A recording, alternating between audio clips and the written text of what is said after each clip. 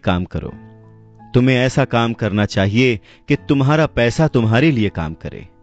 लोग कहते हैं कि मैं समस्या की जड़ हूं, मैं उन्हें कम पैसे देता हूं, पर सच तो यह है कि लोग उसी वेतन में काम करते रहना चाहते हैं। वो अपने आप से नहीं पूछते कि वो क्यों उतने कम पैसे में काम कर रहे हैं।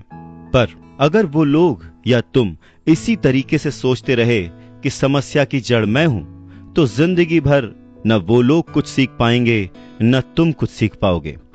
आसान क्या है, मुझे बदलना या फिर खुद को बदलना और अपने आप को इस लायक बनाना कि आप उससे अच्छा काम सीख पाएं। अगर तुम पैसे के लिए काम करना सीखना चाहते हो तो स्कूल में ही रहो। यह सीखने के लिए उससे बढ़िया जगह कोई और है नहीं। परंतु अगर तुम ये सीखना चाहते हो कि पैसा तुम्हारे लिए किस तरह से काम करे, तो मैं तुम्हारा रिच डैड तुम्हें यह सिखा सकता हूं। पर यह तभी संभव होगा, तभी पॉसिबल होगा जब यह तुम खुद सीखना चाहो। तो तुम सीखने के लिए तैयार हो? रॉबर्ट टी कियोसाकी ने हां में सर हिलाया और फिर रिच डैड ने कहना शुरू किया, देखो बच्चे, जैसे मैंने कहा, सीखने के लिए बहुत कुछ है। पैसे से अपने लिए काम कैसे करवाया जाए, यह जिंदगी भर चलने वाली पढ़ाई है। मैं पहले से ही जानता हूं कि मेरी धन संबंधी पढ़ाई जीवन भर चलेगी, और इसकी वजह यह है कि मैं जितना ज्यादा जान लेता हूं, उससे भी ज्यादा जानने की मेरी इच्छा बढ़ती चली जाती है। बहुत ही कम लोगों को इस बात का एहसास होता है कि असली समस्या पैसे की नहीं है। असली समस्या, असली प्रॉब्लम नॉलेज की है, सोच की है। तो क्या तुम्हारे अंदर सीखने की उतनी ही इच्छा है जितना पहले थी? इस पर रॉबर्ट टी कियोसाकी ने कहा, हां बिल्कुल, मैं दूसरे लोगों की तरह थोड़े हूं, मैं सीखना चाहता हूं। तब रिच डैड ने कहना शुरू किया, ठीक है, तो कल से तुम फिर वापस काम पर जाओ, पर इस बार मैं तुम्हें कोई तनख्वाह नहीं दूंगा। तुम्हारी तनख्वाह बंद। तुम हर शनिवार 3 घंटे उसी तरह काम करोगे, लेकिन इस बार तुम्हें 10 सेंट प्रति घंटे के हिसाब से सैलरी नहीं मिलेगी। तुमने तो कहा है कि तुम पैसे के लिए काम करना नहीं सीखना चाहते, इसलिए मैं तुम्हें बदले में कुछ भी नहीं दूंगा। अपने रिच डैड की बात सुनकर रॉबर्ट टी कियोसाकी बहुत ही कंफ्यूज हो गए। उन्हें समझ ही नहीं आया कि वो आखिर क्या करें। और अगले 3 हफ्ते तक रॉबर्ट टी कियोसाकी अपने दोस्त माइक के साथ हर शनिवार को मुफ्त में काम करते रहे। काम बहुत परेशानी वाला नहीं था, और समय गुजरने के साथ साथ यह आसान भी होता गया। पर उन्हें अफसोस था तो अपने छूटे हुए बेसबॉल गेम्स और कॉमिक्स का, क्योंकि वो अब उसका मजा नहीं ले सकते थे, और साथ ही उन्हें कुछ पैसे भी नहीं मिल रहे थे। तीसरे हफ्ते दोपहर में रॉबर्ट टी कियोसाकी के रिच डैड उनकी शॉप पर आए, जहां पर वो बच्चे काम करते थे, और उन्हें कहा कि क्या तुम जिंदगी भर जो मेरे बाकी एम्प्लॉइज हैं उनकी तरह ही काम करना चाहते हो, डरते रहना चाहते हो? मुझे लगता है कि मुझे तुम्हारी सैलरी बढ़ा देनी चाहिए, 25 सेंट्स पर आवर। यह सुनकर वो दोनों मन ही मन खुश हो गए, पर उन्होंने सामने कुछ नहीं कहा, वो चुप रहे। रिच डैड ने थोड़ी देर देखा और कहा कि चलो अच्छा, तुम इतने पे खुश नहीं हो, मैं तुम्हारी सैलरी $1 पर आवर कर देता हूं। $1 पर आवर उस समय के हिसाब से कह सकते हैं कि देश का सबसे अमीर बच्चा भी जो होगा वो भी नहीं कमाता होगा। वो थोड़ी देर चुप रहे और फिर उन्होंने कहा कि अच्छा चलो ठीक है, मैं तुम्हारी सैलरी $5 पर आवर कर देता हूं।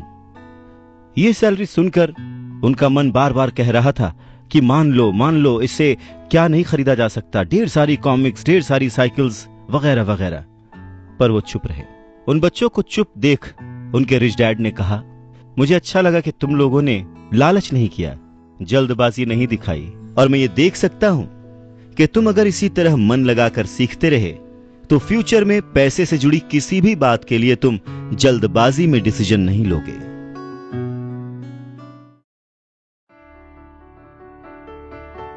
जब किसी के पास पैसा आता है तो अपने साथ डर और लालच भी लेकर आता है। नमस्कार, मैं हूं Awadhesh Srivastava. Robert T Kiyosaki के रिच डैड उन्हें पैसे के बारे में, उसकी अहमियत के बारे में और साथ में आने वाले डर और लालच के बारे में समझाते हुए कहते हैं कि कुछ और पाने की इच्छा को, बेहतर पाने की इच्छा को लोग लालच कहते हैं, पर मेरे लिए ये इच्छा ही है और इसमें कोई बुराई भी नहीं है। पर यकीन मानो, अगर मैं तुम्हें $5 भी दूं तो भी तुम्हारी समस्या नहीं सुलझेगी। तुम अमीर नहीं बन पाओगे। अपने रिच डैड की बात सुनकर रॉबर्ट टी कियोसाकी ने पूछा, ऐसा क्यों? अगर मैं इतनी सैलरी उठाऊंगा उसके बाद भी मैं अमीर क्यों नहीं बन पाऊंगा?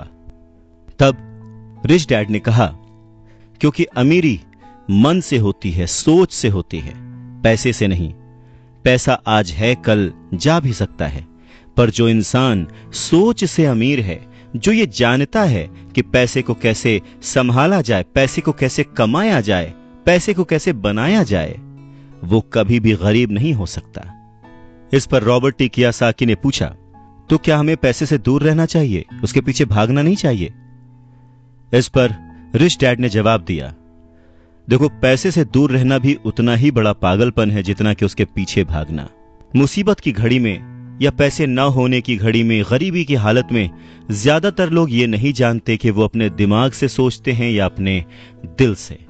आपकी भावनाएं तो आपकी ही रहेंगी, पर मुसीबत के वक्त दिल से नहीं, दिमाग से सोचना भी आना चाहिए। अक्सर लोग जब नौकरियां छोड़ते हैं, अक्सर लोग जब अपने बॉस की बुराई करते हैं, अक्सर लोग जब अपनी मुसीबतों के पहाड़ की बात करते हैं, तो वो अपने दिल से सोच रहे होते हैं, क्योंकि जो दिमाग से सोचता है वो हमेशा अपनी तरक्की के बारे में सोचता है। वो इस डर से नहीं सोचता कि उसकी नौकरी चली जाएगी। तुम्हें दिल के हाथों मजबूर होकर, डर के हाथों मजबूर होकर पैसे का गुलाम नहीं बनना है। मैं चाहता हूं कि तुम दिमाग से सोचो और पैसे को अपना गुलाम बनाओ, ताकि वो पैसा तुम्हारे लिए काम करे। क्योंकि इस दुनिया में सच्चा अमीर वही है जो पैसे के पीछे ना भागे, जो खुद पैसे के लिए काम ना करे, बल्कि उसका पैसा उसके लिए 24 घंटे काम करता रहे। बढ़ती हुई महंगाई और घटती हुई कमाई को देखकर मुझे आधार कार्ड की नहीं बल्कि उधार कार्ड की जरूरत महसूस हो रही है। नमस्कार, मैं हूं अवधेश श्रीवास्तव और आज हम चर्चा कर रहे हैं रॉबर्ट टी कियोसाकी की लिखी book rich dad poor dad की। सच में रॉबर्ट टी कियोसाकी की यह बुक तब भी उतनी ही प्रासंगिक थी, उतनी ही रिलेवेंट थी जितनी कि आज।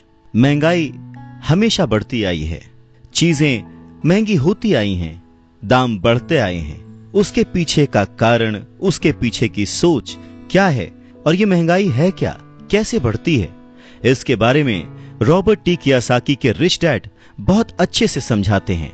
वो कहते हैं कि जितना ज्यादा हम पैसे कमाते हैं उतना ही ज्यादा उसके खोने का डर हमारे अंदर बढ़ता जाता है। पैसे के साथ जो डर आता है, पैसे के साथ जो लालच आता है, वही हमें पैसे के पीछे भगाता है और हमें पैसे का गुलाम बनाता है। हमें यह समझने की जरूरत है कि इस लाइफ की जरूरतों में हम सब बंधे हुए हैं। हम सब अपने परिवार को चलाने के लिए, अपनी डेली नीड पूरी करने के लिए, अपने शौक पूरे करने के लिए दिन ब दिन पैसे के पीछे भागते रहते हैं।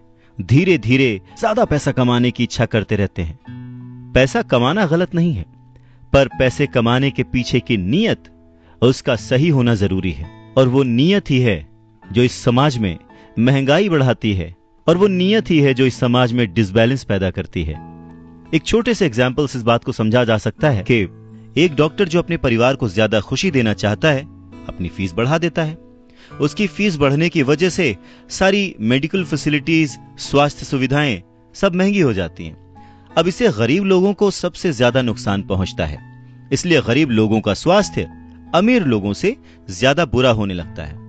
अब क्योंकि डॉक्टर्स ने अपनी फीस बढ़ा दी है, इसलिए लॉयर्स ने भी अपनी फीस बढ़ा दी। लॉयर्स ने अपनी फीस बढ़ा दी तो स्कूल टीचर भी अपनी तनख्वाह बढ़ाना चाहते हैं, और यह सिलसिला बस यूं ही चलता रहता है।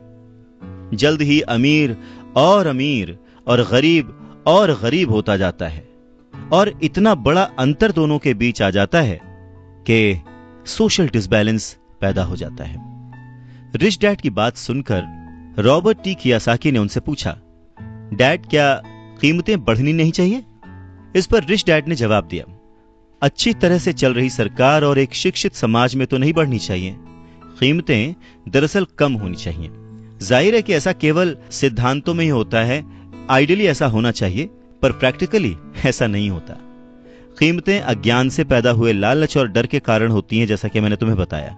अगर स्कूल्स में मनी के बारे में, पैसों के बारे में सिखाया जाता तो लोगों के पास ज्यादा पैसा होता और बाजार की कीमतें भी कम होती। ये सब कुछ इंटर रिलेटेड है, एक दूसरे से जुड़ा हुआ। पर हमारी सोसाइटी में सिर्फ पैसे के लिए काम करना सिखाया जाता है, पैसे की ताकत का इस्तेमाल करना नहीं सिखाया जाता। और इसीलिए मैं हमेशा कहता हूं कि पैसे से जुड़े ऐसे किसी भी मुद्दे पर दिमाग से सोचने की जरूरत है।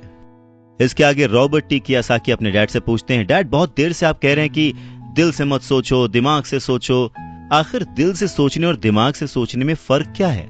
इस पर रिच डैड उन्हें समझाते हैं, देखो मैं ये बात अक्सर सुनता हूं कि हर आदमी को काम करना पड़ता है, या फिर अमीर लोग दूसरों के पैसे मार लेते हैं, मेरी सैलरी बढ़नी चाहिए, मैं इस काम से खुश नहीं हूं, मैं दूसरी जगह जॉब ढूंढ लूंगा, वगैरह वगैरह। पर अगर हम ध्यान से देखें तो ये सारी बातें भावनाओं में बहकर कही गई हैं, ये सारी बातें इमोशनल होकर कही गई हैं।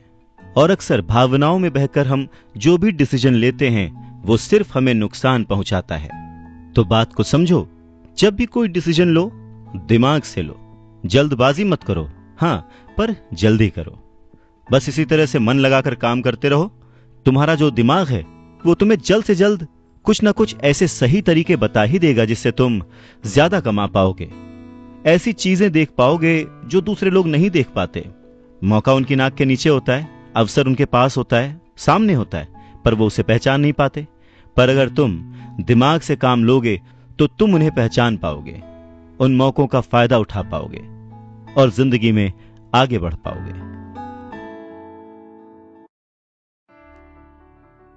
पैसा आए तो मुसीबत, ना आए तो मुसीबत, इसीलिए पैसे को समझना बहुत जरूरी है। नमस्कार, मैं हूं अवधेश श्रीवास्तव।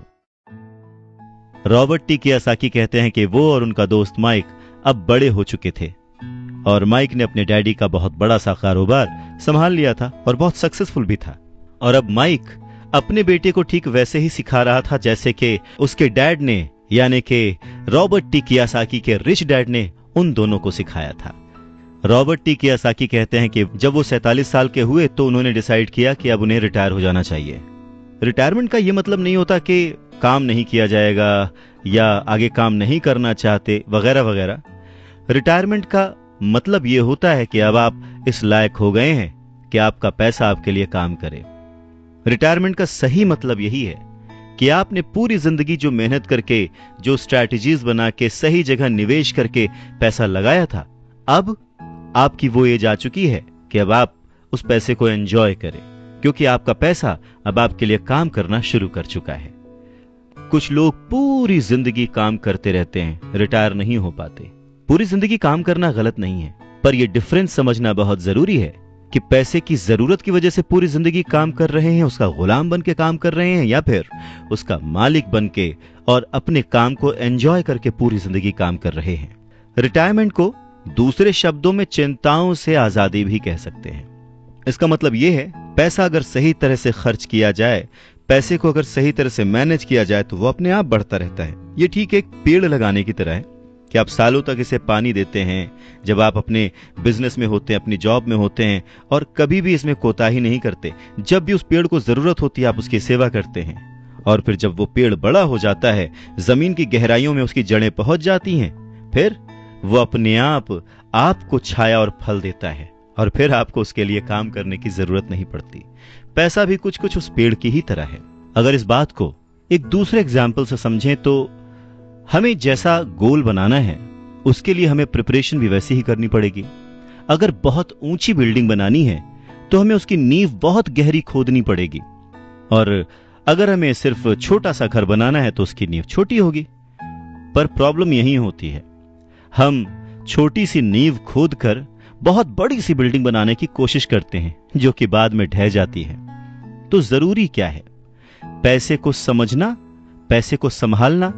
पैसे को संभालने के लिए उसे समझा कैसे जाए, इसके लिए सबसे जरूरी बात है लायबिलिटीज और एसेट्स के बीच फर्क को समझा जाए, और एसेट्स को खरीदा जाए और लायबिलिटीज में पैसे न डाले जाएं। अच्छा, ये सुनने में बहुत ही आसान लगता है, लेकिन सच यही है कि यह आपको अमीर बनने में बहुत मदद करेगा। लेकिन अगर यह इतना ही सिंपल है तो फिर हर कोई इस बारे में सोचता क्यों नहीं? लोगों को लगता है कि उन्हें लायबिलिटीज और एसेट्स के बीच फर्क पता है, पर लायबिलिटीज और एसेट्स के बीच का जो बारीक सा फर्क है वही लोगों को नहीं पता है। तो चलिए इसके बारे में और डिटेल में बात करते हैं। लायबिलिटीज और एसेट्स क्या हैं? लायबिलिटीज वो हैं जहां से आपको पैसा कभी नहीं आएगा, उल्टे आपको उसमें और पैसा डालते रहना पड़ेगा। और एसेट्स वो चीजें हैं जो आपको पैसा देती रहेंगी, दिन ब दिन उनकी कीमत बढ़ती रहेगी, वो आपको अमीर और अमीर बनाती रहेंगी। इसको अगर इनकम और एक्सपेंस के टर्म में समझें तो और आसान होगा। सिंपल सा मतलब है, इनकम है कि आपके पास कितना पैसा आया, और एक्सपेंस है कि आपने कितना पैसा खर्च किया। तो जब भी ऐसी कंफ्यूजन हो, सही तरीका यह है कि एक बैलेंस शीट बनाएं जिसमें अपने एसेट्स और लायबिलिटीज जरूर लिखें।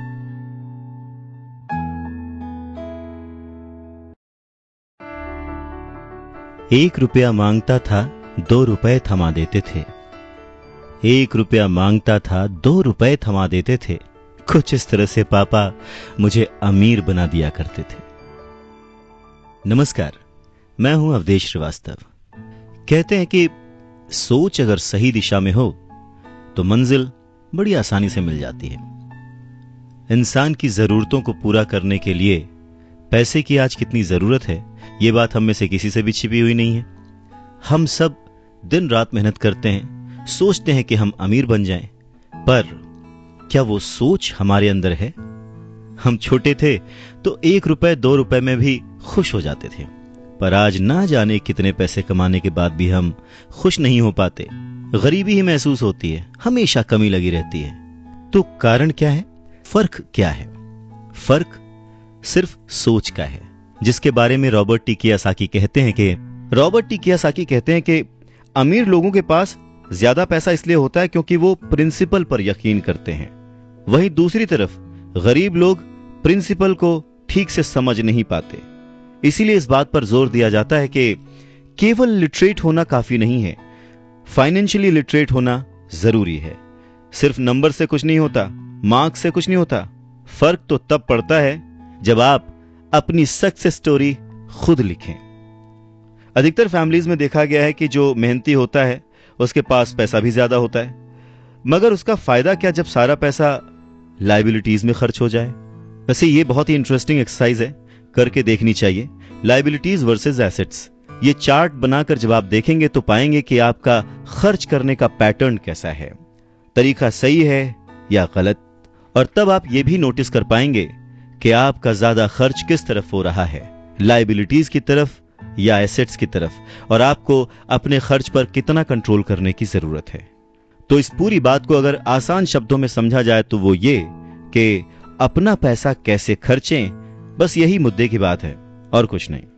अच्छा, एक और जरूरी बात है, पुराने समय में अगर देखा जाए तो लोगों के गोल होते थे, हम डॉक्टर बनेंगे, लॉयर बनेंगे, ये सारे प्रोफेशंस हैं, पर इनका अमीरी से कोई कनेक्शन नहीं है। पर सोच यही थी कि हम डॉक्टर बनेंगे तो बहुत पैसा कमाएंगे, लॉयर बनेंगे तो बहुत पैसा कमाएंगे, बैरिस्टर बनेंगे तो बहुत पैसा कमाएंगे। इस सोच की जड़ ही गलत है।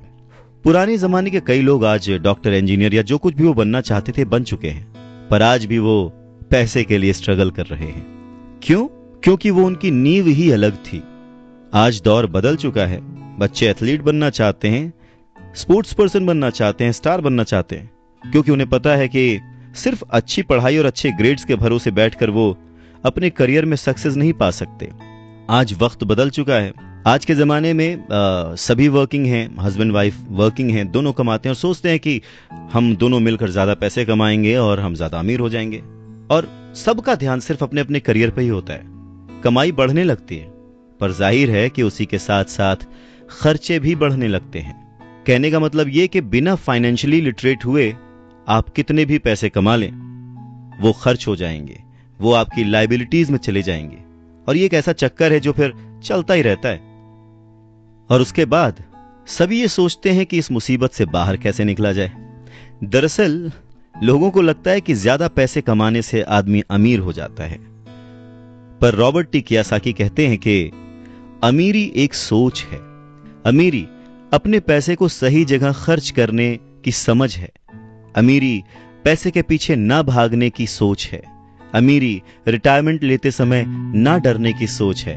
अमीरी तब है जब आपका पैसा आपके लिए काम करे। तो आप जब भी खर्च करें, हमेशा ये ध्यान रखें कि पैसा आपको अमीर नहीं बनाता। उसे सही जगह पे इन्वेस्ट करना, उसे सही से संभाल कर रखना या कई बार उसे गलत जगह पर खर्च ना करना भी आपको अमीर ही बनाता है। कहने का मतलब ये कि अमीरी क्या है? अमीरी वो नहीं कि आप कितना पैसा कमा पाते हैं। अमीरी तो वो है कि आप कितना पैसा बचा पाते हैं।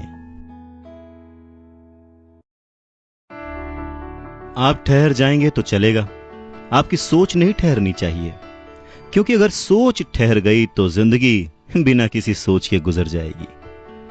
नमस्कार, मैं हूं अवधेश श्रीवास्तव और आपसे बातें कर रहा हूं रिच डैड पुअर डैड की, जिसे लिखा है रॉबर्ट टी कियोसाकी ने। बात सन 1947 की है। दुनिया की सबसे बड़ी फूड चेन मैकडॉनल्ड के फाउंडर रे क्रॉक ने एक MBA क्लास में स्पीच दी। बहुत ही शानदार स्पीच, लोगों ने बहुत तालियां बजाईं, खुश हुए। स्पीच के बाद MBA के स्टूडेंट्स ने उनके साथ वक्त बिताना चाहा। उनसे रिक्वेस्ट की कि सर थोड़ा टाइम हमारे लिए स्पेयर कर लें। बातों बातों में रे क्रॉक ने अचानक एक सवाल किया, क्या आप लोग जानते हैं कि मैं किस बिजनेस में हूं? अब क्योंकि वो मैकडी को रिप्रेजेंट कर रहे थे तो सभी जानते थे कि भाई आप हैमबर्गर बेचते हैं, फूड बिजनेस में हैं। तो बच्चों ने वही जवाब दिया। इस बात पर रे हंसने लगे। उनका असली बिजनेस तो रियल एस्टेट का है, क्योंकि मैकडी के लिए हर लोकेशन का चुनाव बहुत ही सोच समझकर और रेकी करके किया जाता है। जहां उनकी फ्रेंचाइजी बनाई जाती है वो जमीन भी साथ ही बेची जाती थी। तो इसका सीधा मतलब यह था कि फ्रेंचाइजी खरीदने वाले उस वक्त वो जमीन भी खरीदते थे। तो इस तरह से ये एक रियल एस्टेट बिजनेस भी हो गया।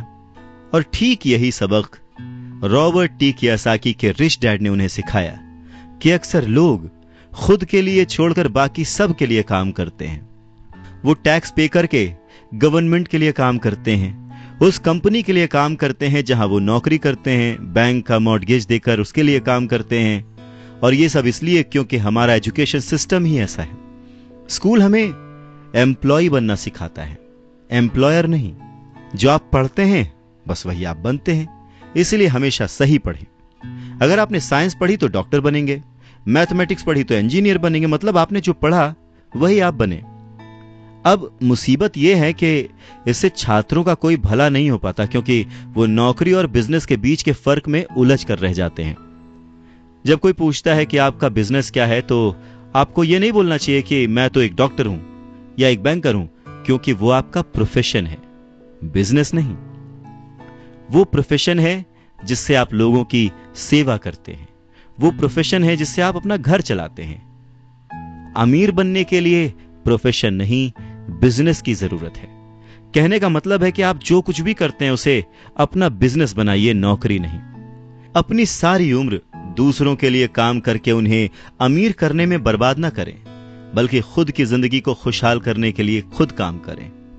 बहुत से लोगों को इस बात का एहसास बहुत देर में होता है कि जो उनका हाउस लोन है उनकी जान ले रहा है, और फिर उन्हें लगता है कि जिसे वो एसेट मानते थे वो दरअसल उनकी लायबिलिटी बन गया।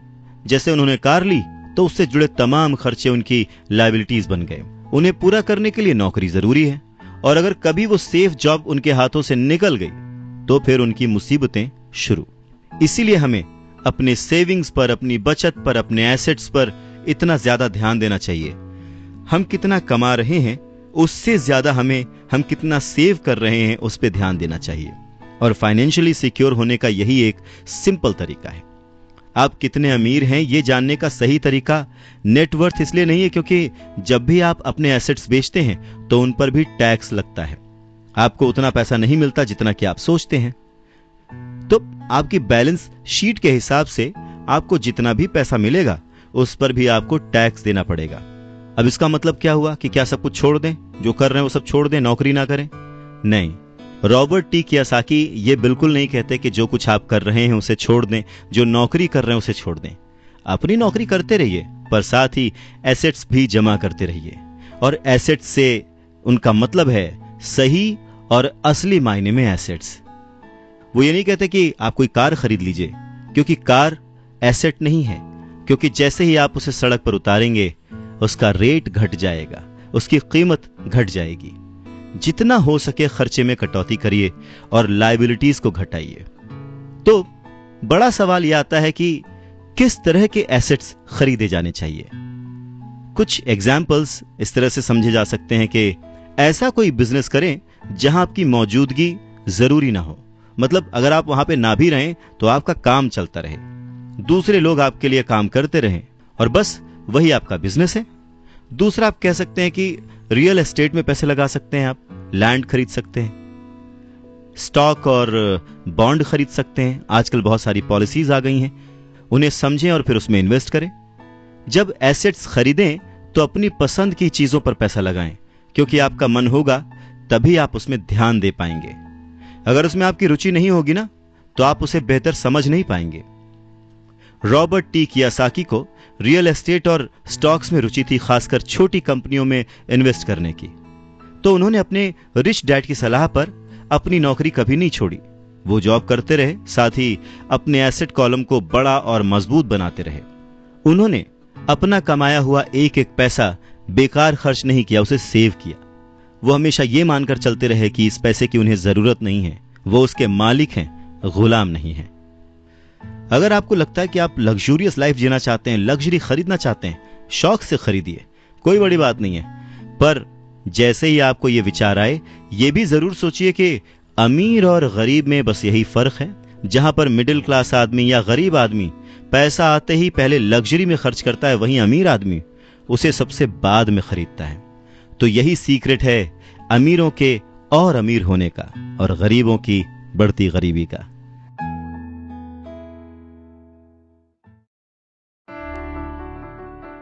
संपत्ति वो है जो हमें पैसे कमा के देती है, और जिम्मेदारी, दायित्व वो है जो हमसे पैसे खर्च करवाता है।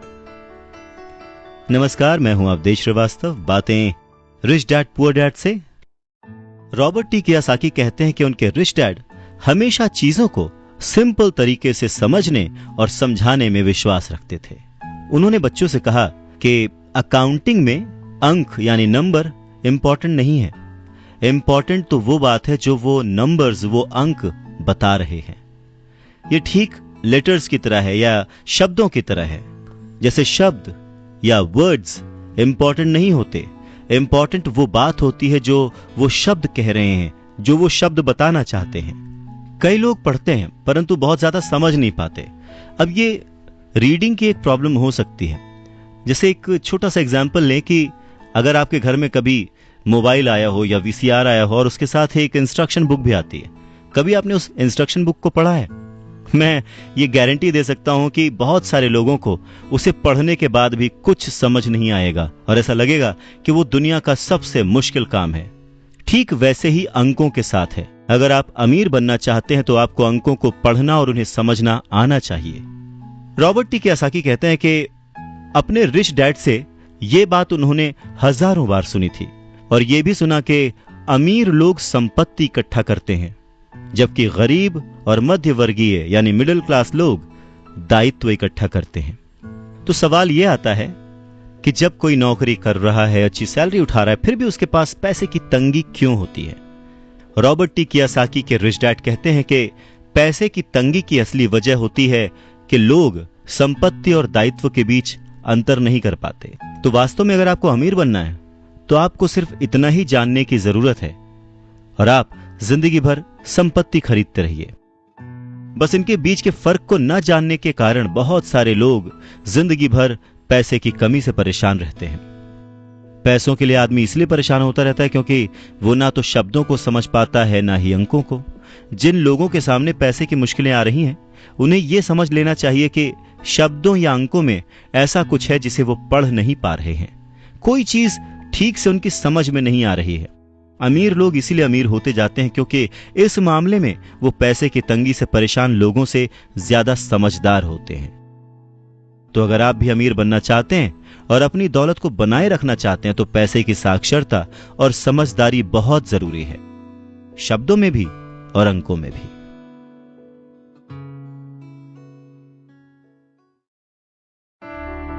जिंदगी में सिर्फ पैसे कमाकर या पैसे बचाकर आप अमीर नहीं बन सकते।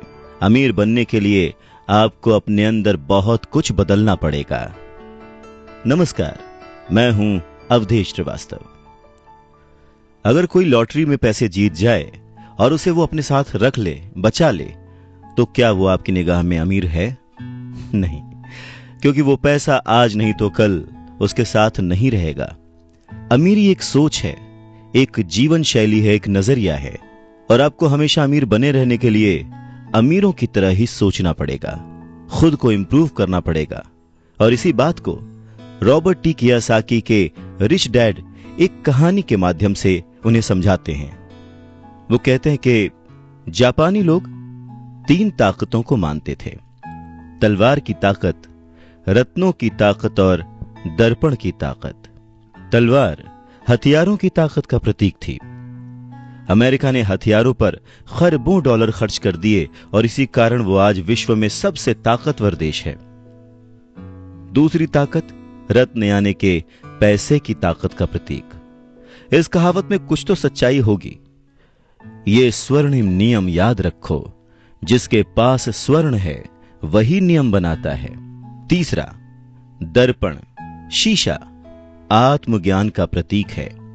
जापानी कहानियों के अनुसार ये आत्मज्ञान बाकी दोनों ताकतों से ऊपर है। गरीब और मध्यम वर्गीय लोग अक्सर ही धन की ताकत से नियंत्रित होते हैं। वो सुबह सुबह उठते हैं और नौकरी करने के लिए भागम भाग मचा देते हैं, बिना खुद से ये पूछे कि क्या ऐसा करना समझदारी है। पैसे की समझ न होने के कारण ज्यादातर लोग पैसे की डरावनी ताकत को यह इजाजत दे देते हैं कि वो उन्हें काबू में कर ले। पैसा उन्हें कंट्रोल करने लगता है। इस इश्यू को ठीक करने के लिए अगर वो दर्पण की ताकत का इस्तेमाल करते तो वो खुद से ये सवाल जरूर पूछते कि क्या ऐसा करना समझदारी है। बहुत बार हम अपनी अंदरूनी समझदारी पर भरोसा करने के बजाय भीड़ के साथ साथ चलने लगते हैं।